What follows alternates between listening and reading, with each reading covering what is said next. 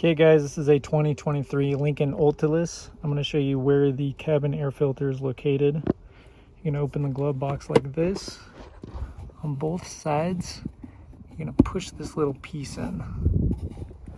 So we're going to push that in. This drops right here.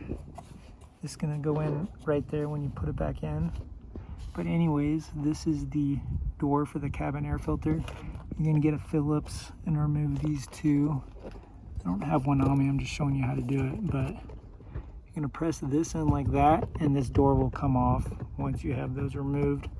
And then underneath is the cabin air filter. Just going to pull it out and swap it out. It's pretty easy to do. Just forgot my Phillips screwdriver.